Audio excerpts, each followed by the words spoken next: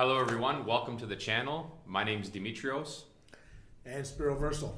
And today we're here to throw it back to the 1986 film Top Gun. And we're going to discuss why it still remains an instant classic. Yeah, there's so many reasons why. Number one is the characters. Well, characters, Tom Cruise, still one of the biggest action stars in the world. Yeah. We got Val Kilmer in there as Iceman. Who else are we forgetting? Well, there's the... Charlie. Yeah. We got Charlie, the love interest. Oh, yeah, that's right, the Charlie, yeah, but she wasn't in the new one, though. Nope, in the first one. Yeah, but because it was the age, but that's something we'll touch on, later. So Charlie played by Kelly McGillis, and Anthony Edwards, who played the best friend Goose. Yeah, that's right. Yep. But this movie was, nostalgic in so many ways. Not only that... Okay, if you go back in with the aviation back in the day, right? Those planes and the effects too. Yep. Were actually pretty good.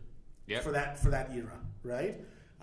If you compare it to the new one now, yeah, there's a lot more digital effects and there's a lot more high tech fighters, things like that, right?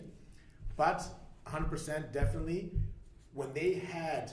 Like, for example, in the new Top Gun Maverick, when they showed the F-14 Tomcat back in that scene, that was nostalgia, man.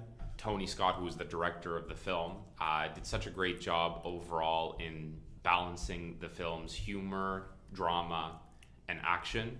And one of my favorite parts of the film in general is just the whole dynamic between Goose and Maverick. So that best friend, it's one of my favorite friendships in any film. That was a good dynamic, actually, right? Yeah. And that's what set the pace of the film, actually, right? And like any film, there's a beginning, middle, and end, and it was done perfectly. I don't think that movie could ever be remade. Oh no. As a new movie. You know what I mean? Yeah, and you get some of the best lines to this day that had pop cultural influence. For example, I feel the need for speed. Yeah, that was the classic line. That was a classic line. So that to me is another reason. And then it's pretty cool because the film also, obviously with some of the airplane action sequences, there are stuff where if you watch some YouTube videos of people breaking it down and some famous pilots, they're talking about how some of those action sequences would never actually be able to happen in real life. Yeah, but from real fighter pilots. From real fighter pilots. However, the film in general was based off of an article that was posted in California about the fighter school program in Miramar. So it's actually based off of what a day-to-day life is as a fighter pilot. As a Top Gun. As a Top Gun fighter pilot, right? Yeah, so that's pretty cool. Because that is real. The Top Gun school is real and all that. Now, listen, of course there was some Hollywood put into the movie, but I mean, there's no movie that doesn't have that. Yeah. But that one there, though, did have some Hollywood, but a lot of stuff from actual fighter pilots. Yeah. Input, right? Which made it the classic that it is today. Exactly. And still, you put it in, you press play on that, and you watch Top Gun again, it's still good. Yep. It's still good. I don't know. That and some, to me, some of the most iconic songs from any movie. You have "Highway to the Danger Zone" by Kenny Loggins, and that's still popular till today. 100%. You have Berlin's "Take My Breath Away." Yeah. And the thing I like too about that song, the Top Gun, is that they used it in the new one too, right? Oh, and the Top Gun anthem is what you're talking about at the very beginning. Exactly. Oh, and you know what? No word of a lie. When that song comes on, I don't know about you, but for me, goosebumps, man.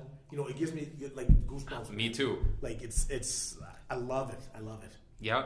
And everything up until as well to where Goose's unfortunate death in the film, it just adds that extra layer of depth within the film and the struggle that Tom Cruise's Maverick has as well. It's an all around, good vibe and rap, right? Yeah.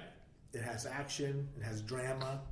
It has some funny moments, right? Yep. So it's balanced. It's balanced. It's a balanced movie. And the antagonist, if you will, of the film, kind of the rival of Maverick's character being Val Kilmer's Iceman, Exactly. who I love Val Kilmer, and especially in the film, and it's good to see their dynamic too. It's Man, those two in the film, they made the movie. Yeah, like they yeah.